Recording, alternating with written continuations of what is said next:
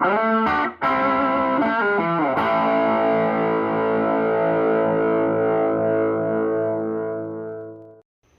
everybody, welcome back to the channel. We're going to be working on the 59 CJ-5 frame today. I've been doing a lot of work on it on and off this week. Did a lot of work to it outside because the rust was so thick on here. I didn't want to, coat the shop in rust, rust dust. But anyway, I've been fighting flash rusting and everything like that. The humidity's still been around 80% here. Even in middle November, it's been pretty miserable. But I didn't film. Unfortunately, I didn't film any of it. The neighbor was either mowing the grass, or the ground was real wet, and I didn't have a place to set up the tripod. Just nothing wanted to work out on the process. But I didn't do anything to the bottom of the frame, so I'll show you all the differences between doing a wire wheel, sandblasting, which I did sandblast inside the frame and the cross member earlier today, and it started raining on me right after I did it, so I had to hurry up and put some fluid film on there to try to keep it from getting any worse. And then I'll go over my process here in a little bit. So real quick before I go into the process, this video might be long, I don't know yet. But if you're just tuning in, I'm gonna show y'all how to remove rivets the easy way. Because the bumper's riveted in, your shock mounts are riveted, the cross members are riveted and welded. We'll probably leave the cross members in once I flip it over and try to inspect inside there, and go from there. This cross member is going to probably get removed because it's just riveted. It's not riveted and welded. But I mean welded. It's welded here on the outside. Those would be pretty tough to remove. But on this one, it's just up here. So drawbar is going to have to get taken off. It's in really good shape. And then the rear bumper is obviously going to get removed, replaced. I'm going to have to make a new section of frame. So we'll go ahead and move on to the process. Alright, so part of the process, there's going to be a variance in everybody's frame, depending on where it's at, how much oil it's leaked to preserve the frame. And I'll show you on this frame what I'm talking about. So right here, these are where the motor mounts are. So the engine sits in here. This was caked with probably a 1/4 inch of nothing but grease and dirt, hardened dirt, that I scraped off and everything. And you can see how beautiful the metal is with just wire wheeling. This is a wire wheel and then a 60 grit flapper disc. So you can see how nice and clean it came out. This is just the fluid film on there to keep it from rusting on me. And then here's the serial number. Looks like it was just stamped yesterday. That was also pretty much mummified in grease and oil. Now as we move on, you can start seeing pitting where there is no oil and grease preserving anything. And this was, I already went over a pass with the wire wheel on this already and knocked a lot of the rust off. So keep moving. That's that fluid film. That's where I sandblasted it, just to test the sandblaster out. And then this is what the rest of the frame looked like up at that point I showed you. I haven't touched this at all because this is just going to get cut out, so you can kind of see how bad it was, and then the stages of wire wheeling and using a flapper disc. So here on the driver's side, you can see this is just flash rust. This will knock right off with another pass of the wire wheel. Right there is where I had some fluid film. Like I said, it started raining on me. All this white here, this is actually OSPO. I'll go ahead and show you that here in just a second. But what OSPO does is all these pits here that I can't reach with the wire wheel and flapper disc, go ahead and just put you a layer of OSPO on. It converts the rust into, here, it'll tell me right on the bottle, I can't remember.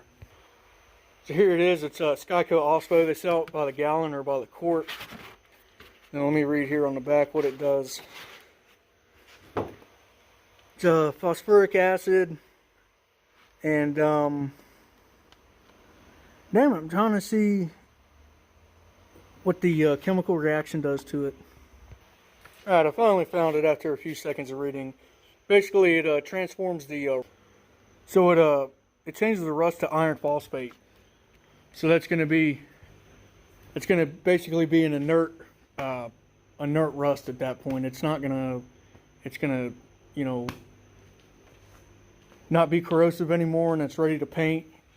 What I'm going to do is go ahead and wire wheel this again, because like I said, when I put this on, it was kind of late in the evening. This daylight savings time has real been a pain. When we go ahead and take it out again, and then Scotch Brite it, make sure it's dry, put the OSPO back on, and then we'll have a chemically transform rust, and then also help that paint bond better. Alright, so it's the next day. It's still damn raining. Getting real tired of this. But anyway, I'm going to go ahead and remove the drawbar. Pretty straightforward. It just bolts on. You're going to have your 4 bolts here for your center support, 2 on each side, and then 2 back here for this cross member. There's really no need to film it. It's pretty straightforward. Then after that, I'm going to go ahead and start taking off the shock mounts. I'll show y'all how to remove the rivets, take the front bumper off. Yes, you can just cut the bumper off, but I'm going to go ahead and keep it intact. You know, I don't know if the customer wants to keep it or not, and I'll film all that. It's alright, let me get to work. Alright, so I got all the bolts out of the drawbar. A lot of them just snapped off. Most of the time, that's the easiest thing to do, is just snap them right off, take it to the vise, and then punch the other end of the bolt or nut out of the socket.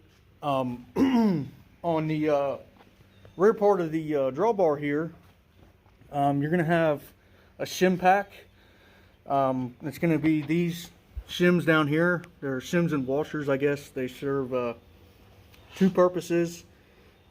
Make sure you save those, because you're going to need it for the reassembly. And this thing's ready to come out. Probably just needs some taps with a hammer. I left these 2 in here, one with the nut on the other side. So I'm going to go ahead and set up the camera, and then we'll go ahead and remove this.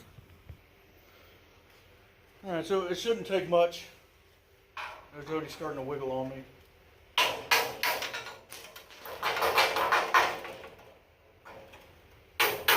The only thing that might fight me is there might be a hidden weld or 2. Shouldn't be, but there might.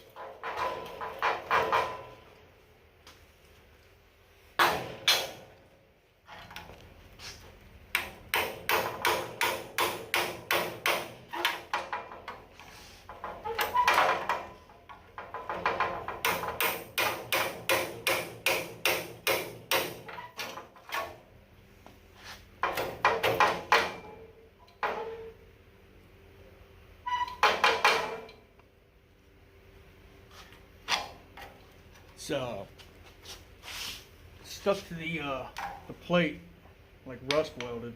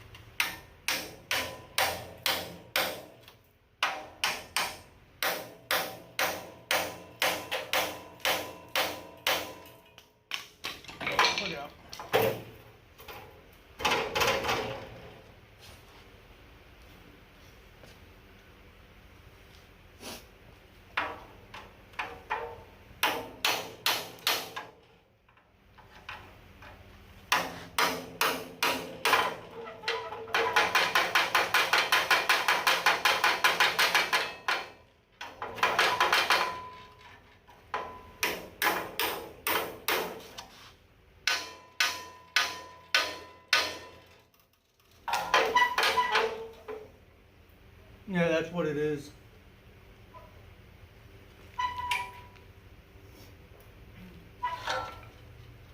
Oh, nope, I forgot a bolt. There's a hidden bolt that goes underneath here that mounts to the bumper.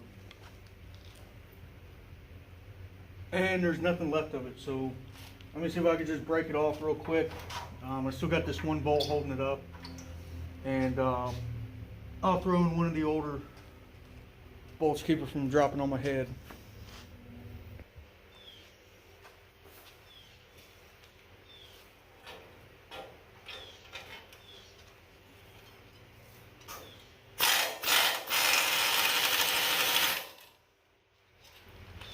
Oh, there's the head of the bolt. Just had to spin it free a little bit. Now the hard part is to see if I can get anything to grip on it.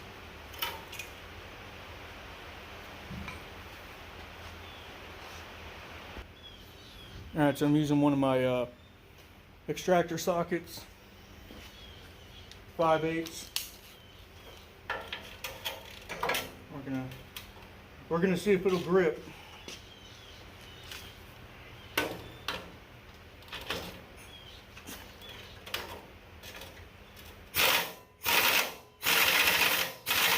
Nope. Just stripped it right off.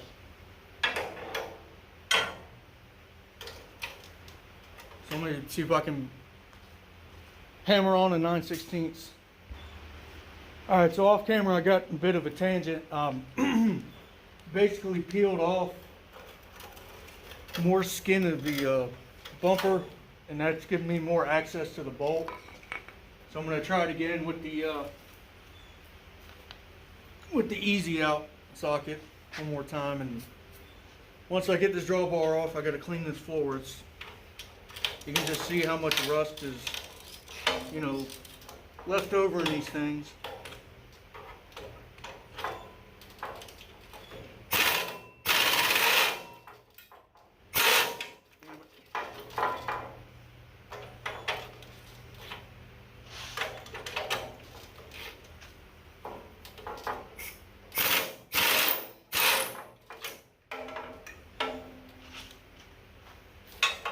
Alright, once again I'm going to try the smaller one. You can see how much of a struggle this stuff is. That's why, you know, I try to check in from time to time, because something like this can, you know, think it takes 10 minutes, but can wind up being an hour just biting these old bolts. Alright, so now it's time for plan C. Nothing was working. So, just going to cut it out.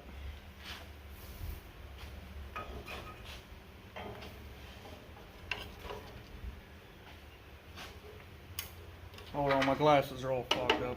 This humidity's really pissing me off. We're less than a week away from Thanksgiving and still hot and rainy.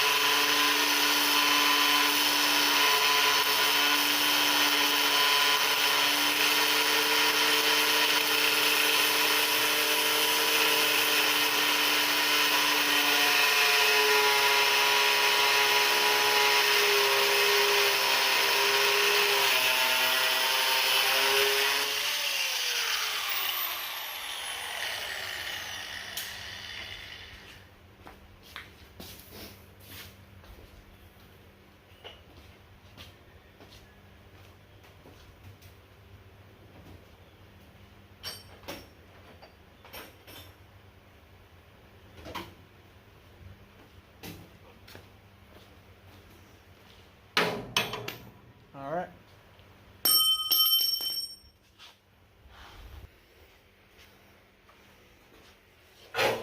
There we go, that's much better.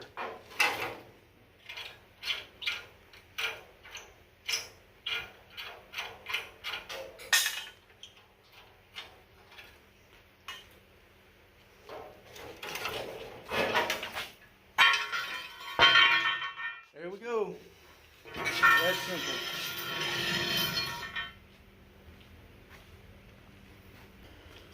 Now we can better see the absolute carnage that is rust. So, you know, all them years of getting rained on and snow and all that seeping in between these just totally destroyed this bumper. So, all right, so now we got the drawbar out. We're gonna leave this this A bracket in. It's basically just a reinforcement for the drawbar, is all it is. I'm gonna have to, you know, like I mentioned, replace that whole back portion of the frame. So I'm gonna try to, and this bumper's pretty much gone, you know. So before I remove it, I want to go ahead and measure inside to inside, because what I'm afraid might happen, it's highly unlikely, but you know, I'm just trying to err on the side of caution, is if I remove this, that bumper's, you know, so bad it's going to cause the frame rails to spring out a little bit, which I highly doubt, you know, since this cross member's right here. I mean, it's less than 2 feet. But we'll go ahead and remove the bumper. You know, it's nice and solid up here. I'm not worried about it springing out. Not going to be an issue.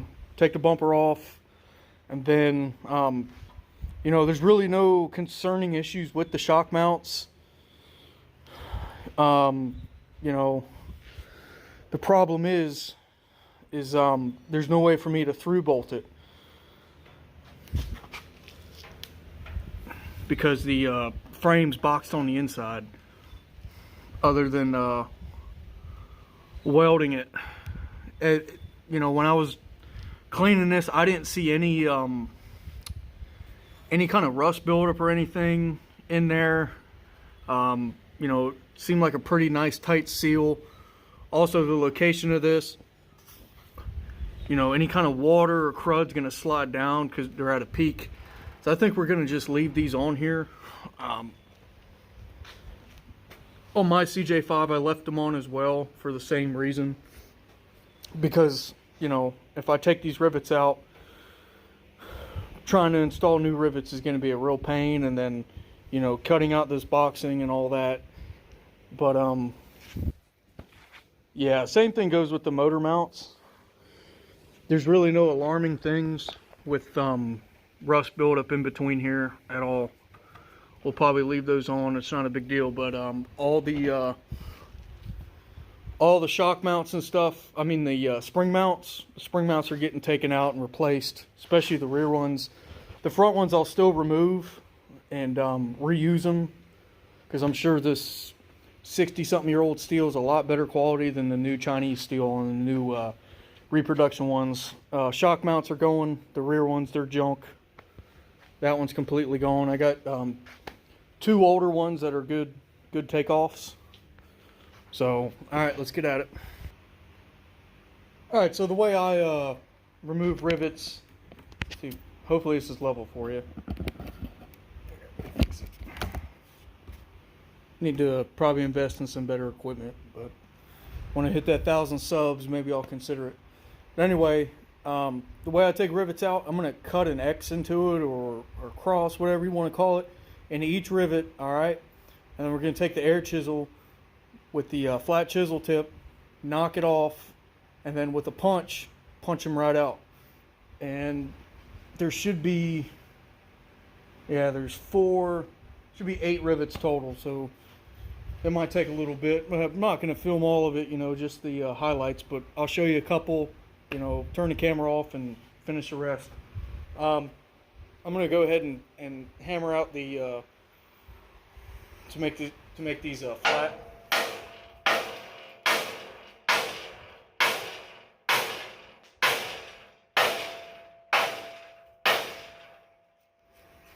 Same thing with the other side. Probably can't see it off camera.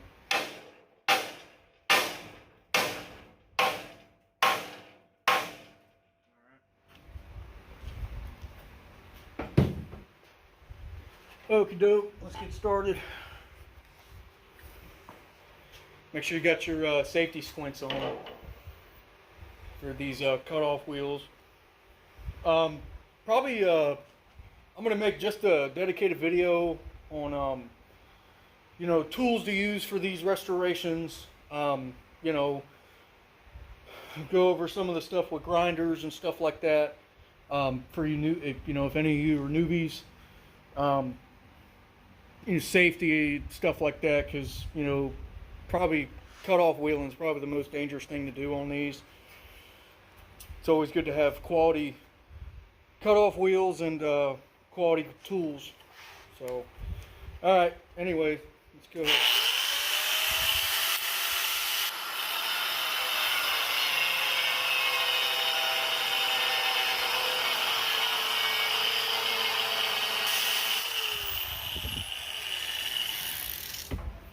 All right, there's one.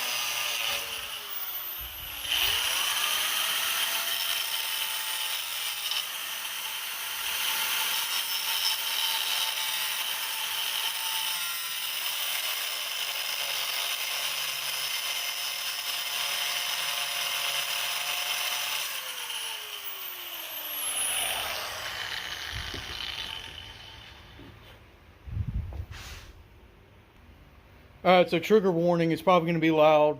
You know, if I edit the video and don't turn the volume down, my bad. But, alright, so we got our air chisel here. Alright,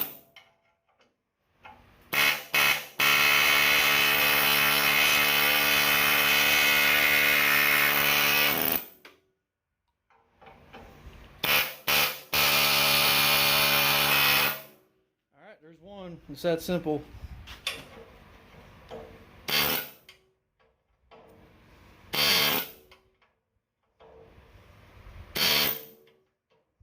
The hardest part is just getting it set.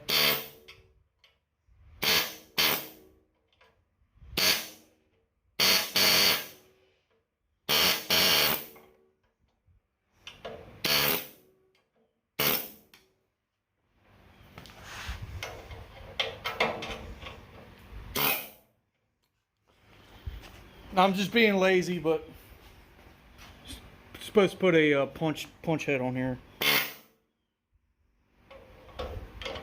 Probably gonna have to do that.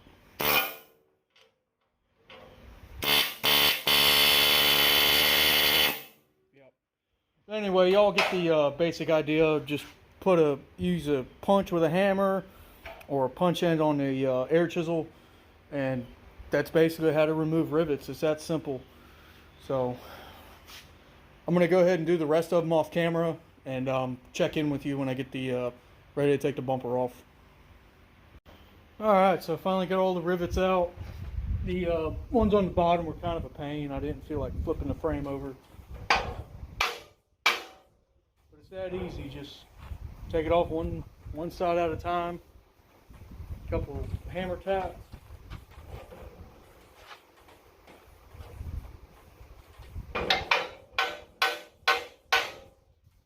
There we go.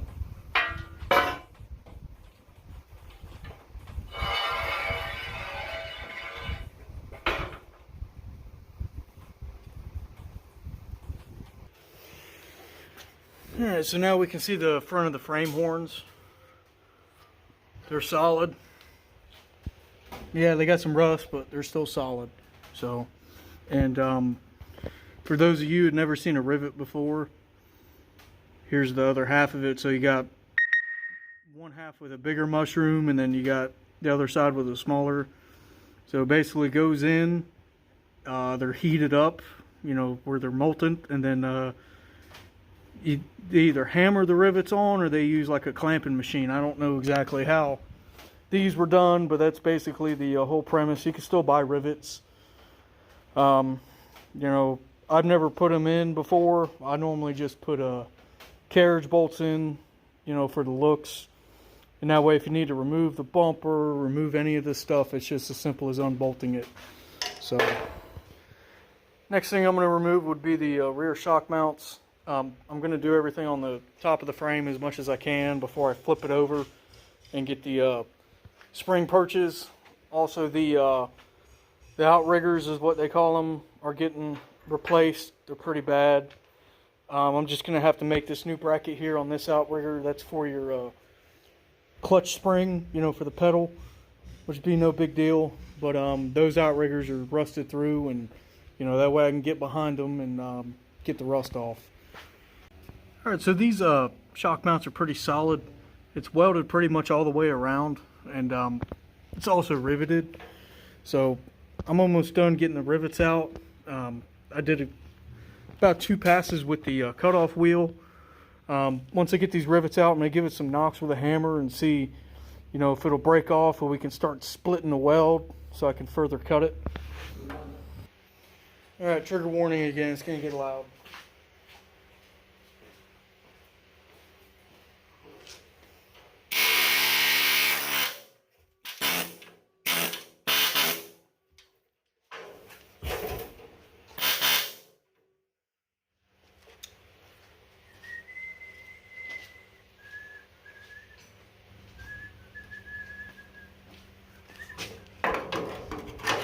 Yeah, it's stuck in there. And a little too much pressure on it. There we go. There, we got the other one.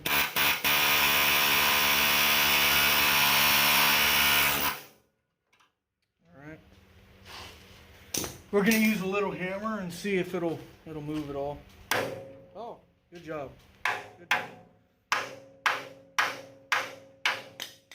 Alright. Cool. So it looked like actually it's welded here, here. So 6 points. So 2 on each side, and then 1 front, 1 back. So you can see kind of what's been hiding underneath there as far as rust goes. I mean, it's not too bad. That's why for the I'm feeling pretty confident about the front, and like I said, there's going to be really no way to reinstall those along with the motor mounts without fully taking out the boxing and everything. I'm pretty confident there's 0 rust under there just by, you know, looking at it. But we're going to do the exact same thing to the other side. You know, go ahead and slice your welds, take your rivets out, and try to get it out. Alright, so I figured I'd film this one just to, you know, give you all an idea.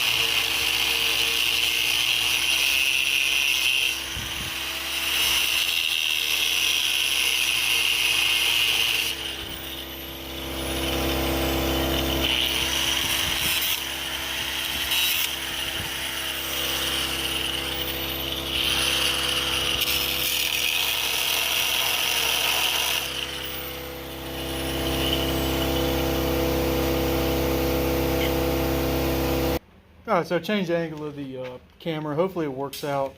It's not the straightest, but like I was trying to explain, put an X in it, but didn't have the room to do that. So alright, it's gonna get loud.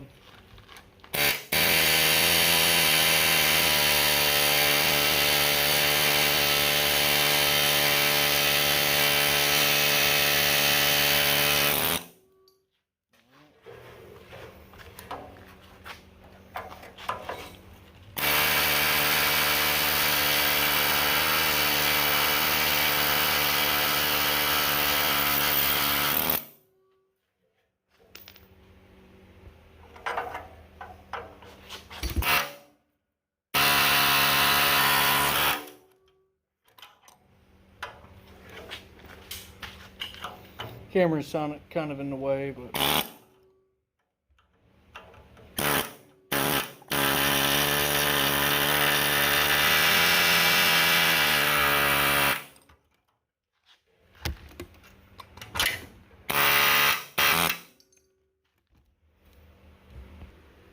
keep changing the angles up on everybody.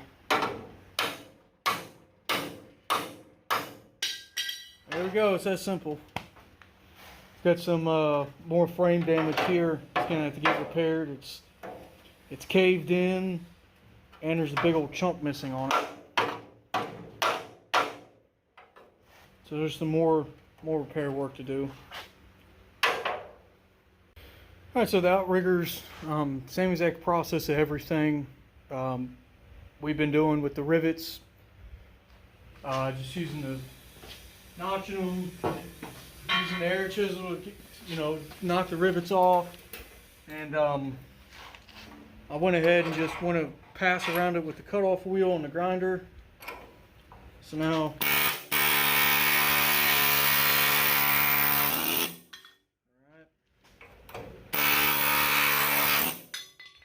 there we go. It's that simple.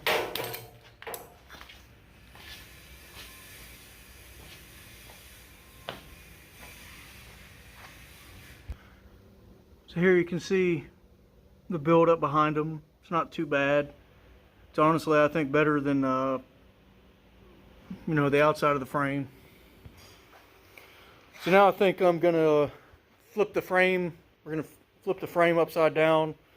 Go ahead and cut off the leaf spring shackles. It's gonna be the exact same thing we've been doing, just cutting the rivets, removing them, etc., etc. Same exact thing. Alright, so I got the frame flipped upside down. It's the first time seeing underneath of the frame. And I'll show you guys the wire wheeling and all that, so you can kind of see my process I did for the top of the frame. So looks like a lot of dirt and grease built up in there, so that cross member should be pretty preserved. Here's our passenger side that's going to get replaced. You can see how bad that is. Along with the driver's side.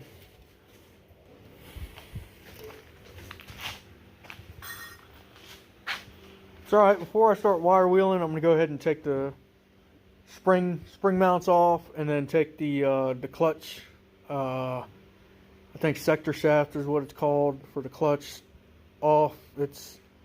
It's done. I might as well just put a new one on, so I'm going to do the same thing with the rivets. So it's pretty redundant, and once I get all these off, I'll go ahead and show you all the wire wheeling procedure and all that. Alright, so on your front and rear spring mounts, they're offset like this, so you can't get your cutoff wheel in there to notch the rivet out. So what you got to do is pretty much sacrifice it. I mean, if you want to reuse them, that's fine, but you're not going to be able to remove them unless you have like a real small Dremel tool or something to get in there, which I don't, and these things need to be replaced anyway. So just a pro tip. So what I did is I just sliced it. Instead of cutting the whole thing off, I just did one pass. Try to do this one-handed.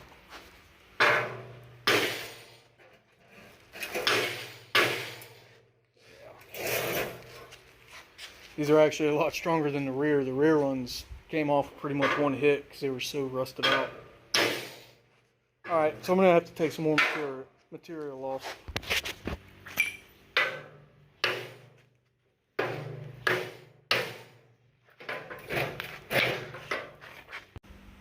Alright, so I got all the leaf spring shackles off, so now we got a smooth frame. You know, other than on the underneath side, bump stops are off. Bump stops are taken off.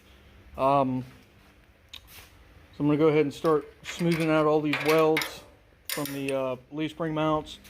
But before I do, I'll show you guys kind of what I'm talking about as far as the dirt and grease buildup. So you can see how clean this metal is on here.